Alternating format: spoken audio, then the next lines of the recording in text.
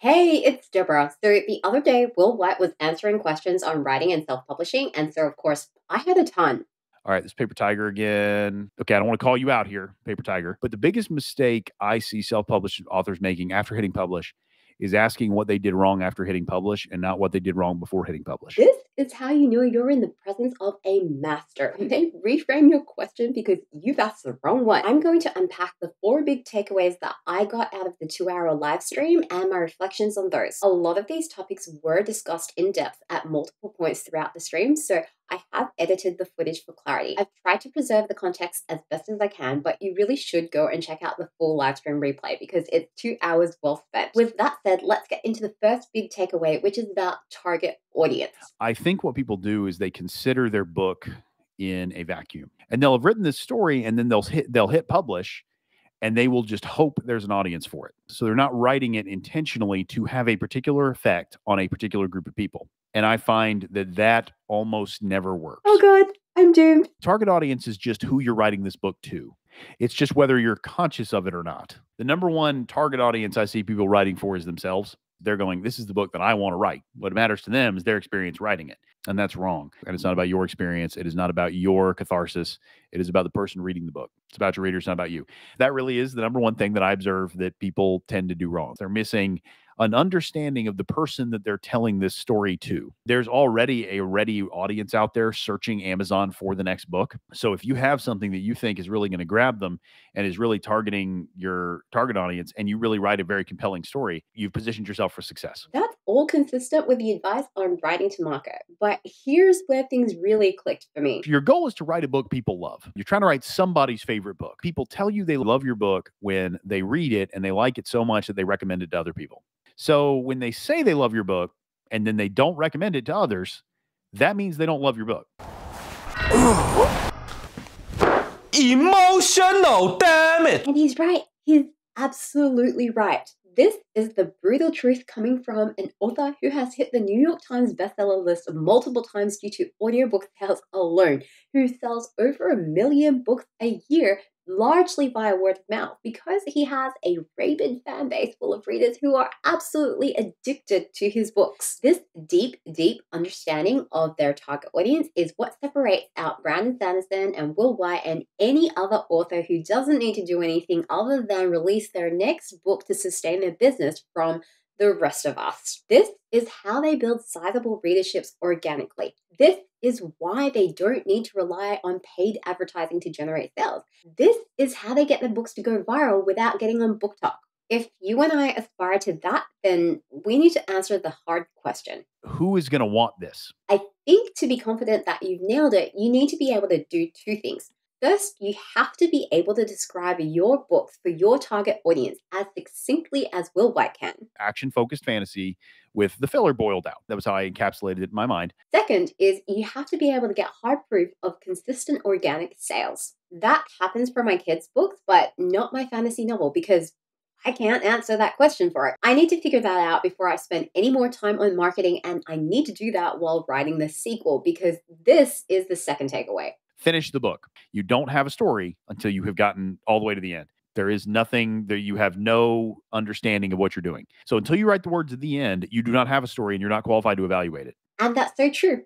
I didn't realize what I had written until I got to the end of the draft. Right now, I'm about 50K words into the sequel, and I'm at that place where I'm just like, the characters suck, the plot sucks, the world building sucks, nothing makes sense, and everything is terrible. I spent so much time yesterday trying to rejig my plot and getting absolutely nowhere. And Will White had something to say about that too. Initially, I would write 40 to 60,000 words-ish that didn't make it into the manuscript. Usually it was, I would write it, and then I would go, that didn't really work. And then I would rewrite it. But that ended up resulting in a lot of wasted writing. 90% of the time, what I'm doing is I'm trading one B idea for another B idea. I'm not trading up. So what I've tried to do is minimize the amount of time I spend doing that and maximize the amount of time I spend making the concepts I have work. If I finish the draft, then I can go back and go, okay, that really didn't work. Then now let's change it and fix it. And usually there's a change that's easier than rewriting it that's just as effective. But even if there's not, now I know that for sure, instead of wondering whether I feel that or if it is true. That's completely counterintuitive to me. While I haven't written much fiction, I have written a lot of non-fiction. And because my background is in auditing, which involves looking at an incomplete picture and interrogating it and figuring out whether things fit together, I'm very good with structure. Usually, when I have problems writing new prose, it's because I can feel intuitively that something's off, and my brain just, I can't let go of it. It's a discrepancy, and I spent over a decade of my life focused on getting to the bottom of discrepancies, but he's right. When I got stuck, really stuck on book one, I got unstuck after I decided to split the book and then kept writing. The draft had big issues, but most of them didn't require a wholesale rewrite to fix. And again, he's right. I couldn't see what those fixes were until I got to the end. And earlier today, when I stopped messing around and went back to smashing the keyboard, it did feel like I made progress. Did the scene resemble anything like what I had outlined? Nope. Did I move the plot forward and get closer to writing the end? Technically. Did I get 2K words? Nope, but it was more words than I had yesterday. Do I feel like those words suck? Absolutely. They should be purged from existence with balefire so that they cannot be read by any soul living or dead. And this is the topic where the stream got real and Will Wight dropped some serious bombshells about what it really takes to get to where he is. Here is my third big takeaway. If you're trying to do this professionally, you shouldn't be relying on creative inspiration. This should be a job. People think that inspiration is linked to quality, and in my experience, it is not. When you get through the draft and you get to the end of a draft, nobody can tell the difference between the inspired lines and the forced lines, including me. You don't know which one's which. No one does.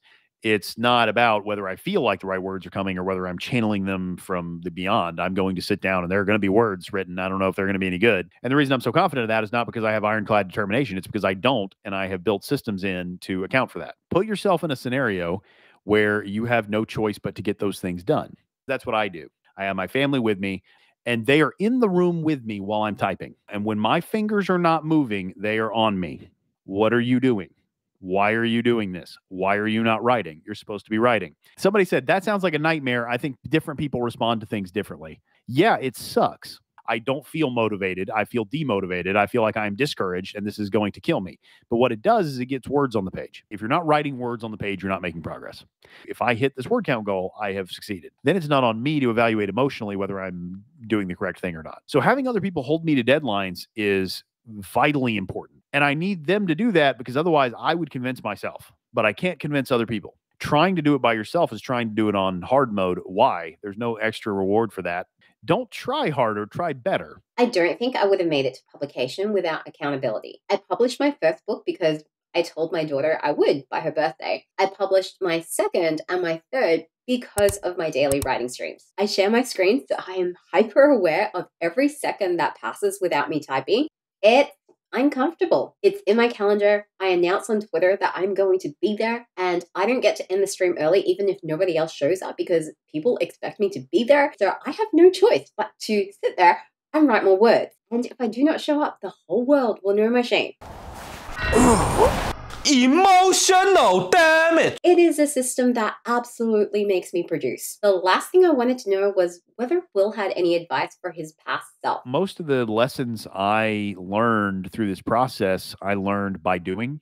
It is about the reader, not the writer. It's about producing stories regularly. And I could go back and tell specific things. These are things to work on to get better as a writer. In marketing, don't split Elder Empire up. I could teach those lessons, but I learned those lessons by going through them the first time. So there's nothing that I ran into that I would want to avoid. And I think that's the wisest thing of all. It's easy to sit here and convince ourselves we're making progress by watching AuthorTube or listening to writing podcasts.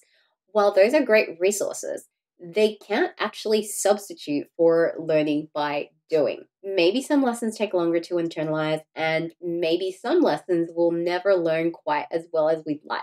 But hopefully, we get better with every book that we publish. Since this channel is about the business side of self-publishing, that's what I focused on for this video. And so there was tons of great advice that I didn't even touch on. So go and watch the full live stream replay. And thank you so much to Will and the team at Hidden Gnome Publishing for doing the stream. As for me, I'm going to go write.